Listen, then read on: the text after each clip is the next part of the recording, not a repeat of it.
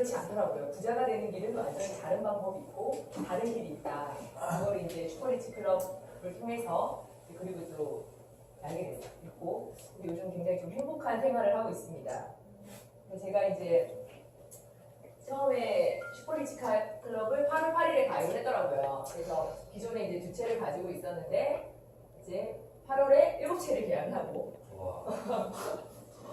9월에 8채를 계약을 하고 지금은 17채입니다. 근데 더 하고 싶어요. 그리고 이제 지금 한 2달여가 지났는데 굉장히 좀 많이 오르고 있어가지고 네, 뿌듯하고 더 하고 싶지만 이제 총알이 모자라는 게 좀 이게 지금 참고 있고 목표는 지금 앞으로는 이렇게 10년 안에 한 200채가 가능한 상황이 되시면 네, 이렇게 큰 희망을 갖고 있고 분명히 실현 가능할 거라고 지금 믿고 있습니다.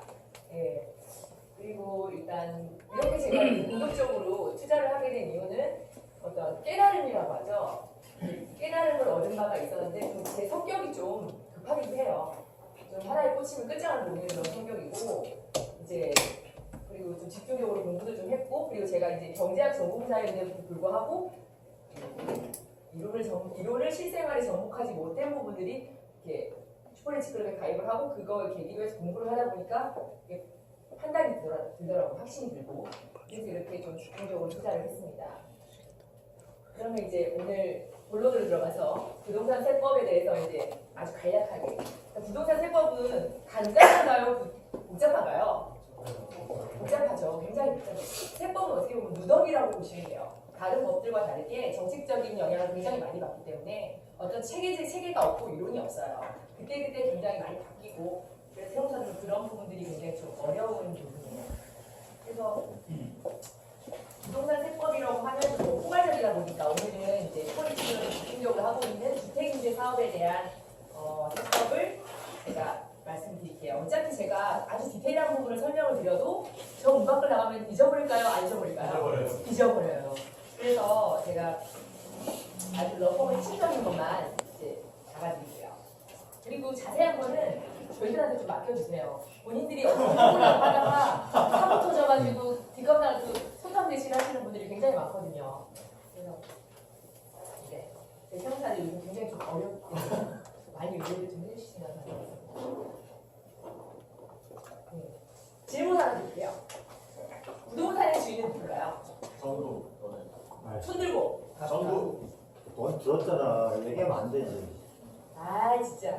뭐야. 나도 잘 몰라요. 사장님부터. 은행. 또 사는 사는 사람. 내수인. 그리고 또 나도 사는 사람. 사는 사람. 아. 나라. 정부. 맞습니다.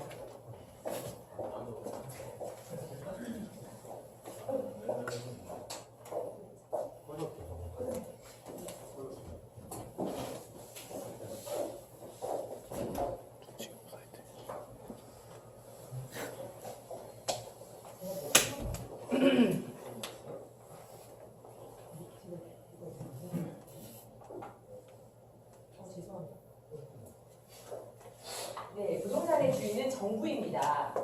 다들 이제 임대인이라고 생각하는데 임대인은 아니고요. 왜냐하면 예를 들어서 우리가 주택을 취득을 하고 취득세를 안 냈다. 그리고 가지고 있는데 재산세를 1년에 한 번씩 안 냈다. 그리고 팔았는데 양도세를 안 냈다. 그럼 어떻게 되나? 어떻게 돼요?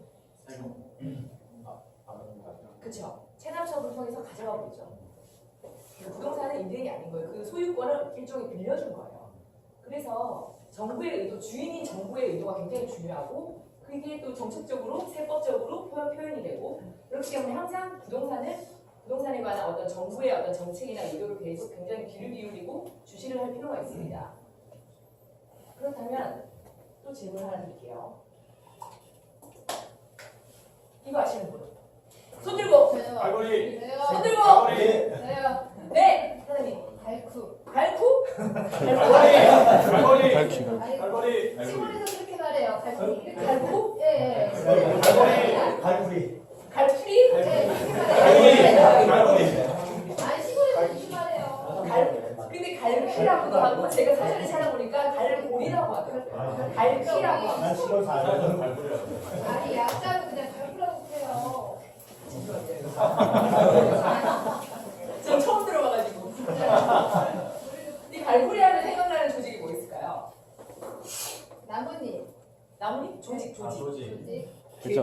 기회부동산? 아, 성서고. 세무서. 세무서. 국세청은 징수를 대행하는 정부의 징수 대행이죠. 어떻게든 세금을 긁어 모으는 게 국민들의 실적이고 문제에 있는 거죠. 이번에도 세수가 20조가 더 거쳤다고 하더라고요. 그래서 본인들이 자화자찬하고 난리가 났어요. 지금. 국민들이 이렇게 어려운데 과연 증세 없는 복지가 맞았나? 그리고 뭐 사대보험공단도 지금 뭐 일용직들도 올해 100만 명 무조건 가입시키겠다 이렇게 작정을 하고 있거든요. 그러니까 굉장히 지금 어떻게든 이제 발코리로 끌으려고 노력을 하고 있고 뭐 어떻게든 비과세나 환급 뭐지 감면 이런 것들은 절대 적극적으로 해주지 않습니다. 세입자가 신청을 해야 되고 싸워야 되고 그렇게 되는 거죠. 근데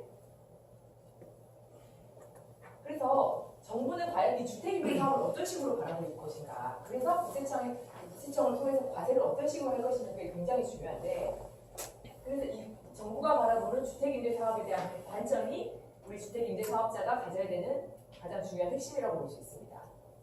그리고 퀴즈 하나 더 낼게요. 대답하지 마세요. 그래, 돈 들어도 되나? 정부의 가장 효자 세금, 가장 세수가 많은 세금, 가장 세수가. 근로소득세 땡, 땡, 부가가치세 딩동댕. 또 있어요. 또 하나 더. 하나님. 양도세 땡, 소득세. 하나님. 상속세 땡, 소득세. 소득세. 아니야. 예, 원래 1등이 부가가치세 30% 되고요. 2등이 소득세, 3위가 기타인데 기타 다른 뭐 법인세나 양도세 이런 건데 이번에 2015년에 바뀌었어요. 1등이 소득세가 되고 2등이 부가세가 일시적으로 한번 바뀌었어요. 부담이 좀 심해가지고 거의 부가세가 가장 소득 세원이 많습니다. 그런데 주택임대 사업에 대해서 정부는 어떤 입장을 갖고 있는가? 부가세는 주택임대 사업은 뭔가요? 비과세. 네, 면세죠. 그리고 소득세는 30% 감면입니다. 결국 이 주택임대 사업 용역은 서민의 필수재와 의식주 중에 주에 해당하는 필수 용역이기 때문에 실질적으로 과세를 하지 않겠다 하더라도 많이 하지 않겠다라는 어떤 의지의 표명인 거죠.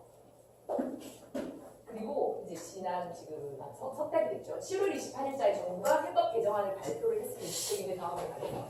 그 중에서 이제 가장 핵심적인 게 두 가지가 있는데 원래 2천만 원 이하 임대소득세는 비과세였고 내년부터 14% 분리과세를 하겠다. 그래서 세무사도 아직 그렇게 알고 있어요. 근데 그거를 발표를 하기를 2018년 12월 31일까지 연장을 하니까 결국 2019년 1월 1일부터 과세하겠다. 분리과세. 그리고 전세보증금도 이제 과세할 때 그 소형주택 예를 들어서 85제곱미터 이하 그리고 3억 미만은 주택수를 산정할 때 제외하겠다라는 거를 2017년부터는 포함하겠다라고 했는데 그것도 2018년까지 연장이 됐어요.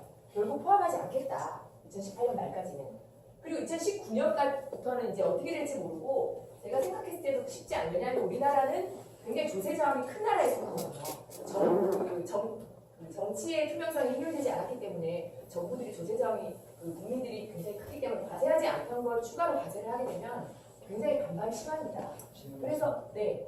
저게 매입 기준이니까 매입 당시 기준 2018년 말까지 연장.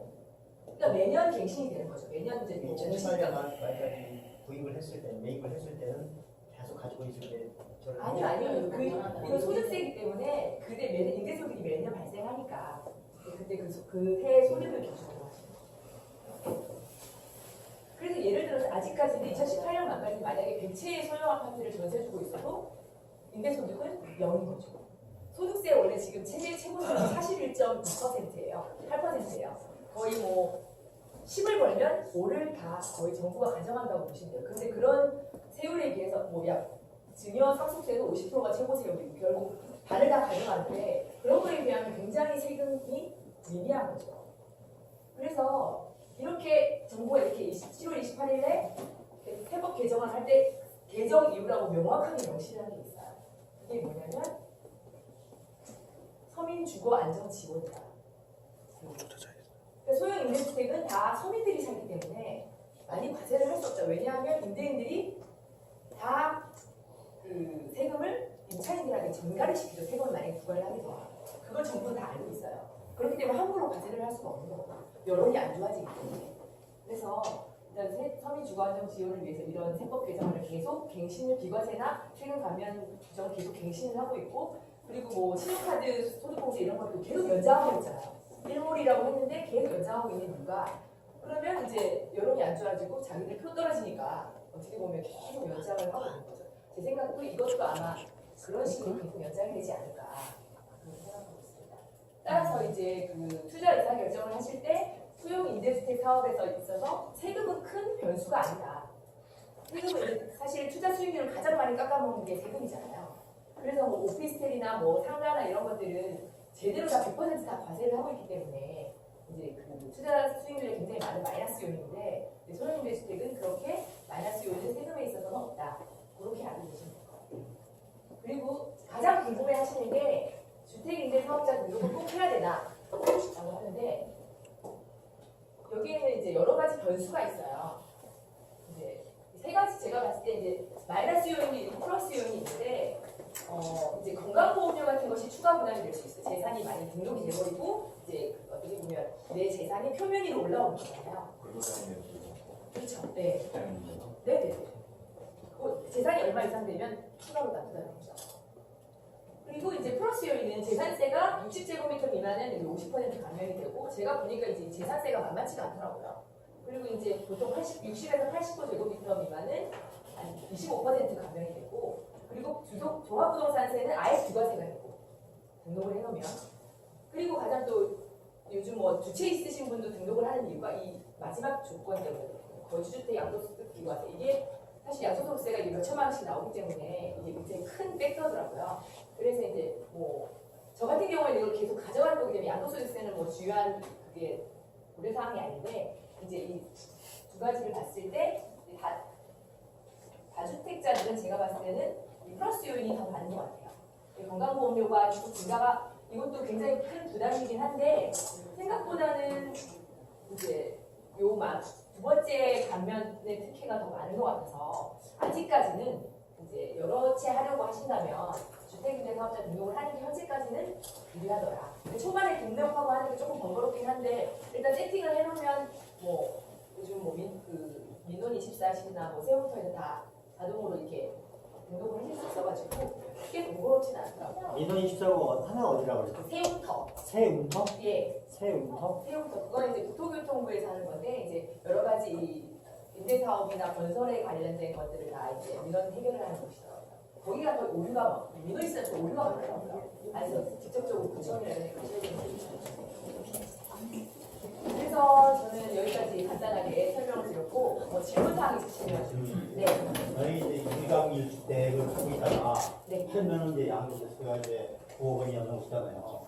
1가구리 네. 네. 그런데 만약에 지금 그걸 팔지 않고 그냥 이제 임대사업자 등록을 해가지고 열채를 샀다. 네. 그러면은 먼저 이거 하나 있던 거 네. 이거는 양도했을 때 양도소득세가 있어요, 없어요? 지금 여기 보니까 없는 거거든요. 그렇죠. 없죠. 오케이, 지금 거주주택은 2년 이상 거주만 하시면 전 세대가 예. 2년 이상 거주한